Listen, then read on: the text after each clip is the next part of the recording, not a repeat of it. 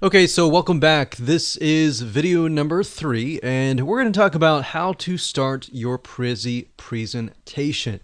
And I'm really going to talk specifically about Prezi Next structure, how things are structured in this Prezi Next new type of update, and that way you have a better idea of how things are broken down. So I don't want to jump in straight ahead right now. I want to talk about the structure, and that way you can dive straight in the next video after this. All right, so let's jump in and just take a look at a structure.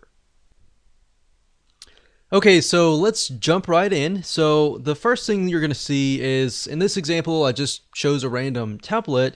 But typically with Prezi Next, you're going to see these little bubbles, all right? So these little bubbles are basically topics. So the nice thing about Prezi Next is I could switch between this one, and this one. I don't have to go in any order, which is nice. But these are basically topics, all right? So when you click on one of these, we'll click this one here, you'll see these here. And what these are subtopics. So this is a subtopic. So we went from topic as a very general to subtopics. So this right here is a subtopic. So you can add more elements to the subtopic. So if you click subtopic, and there's two topic types, there's planet and stacks. Planet basically allows you to add more circles.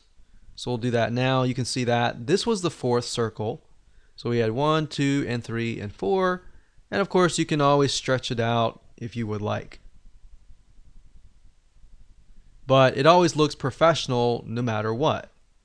So the thing with classic Prezi was you can go all out, and if you weren't really very creative, it would be hard to make it really look nice and structured. So now you don't have to worry about that. Everything is now very much structured. Now, if I clicked on that little circle that I clicked on just now, and I clicked on subtopic here, and let's add something here. So you can, as you can see, you can add in more subtopics and more subtopics and more. Now we could add Slack topic types like this. And with Slack topic types, as you can see, now it looks like a PowerPoint presentation, but now you can add pages underneath. So think about pages kind of like a PowerPoint slide.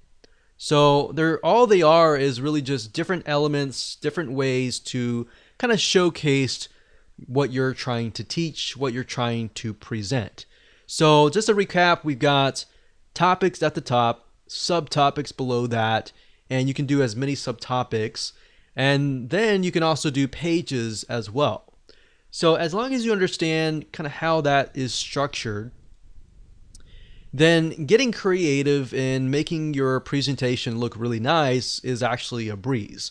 So I just wanted to cover that initially before we actually jumped right in. So now you understand how things are set up.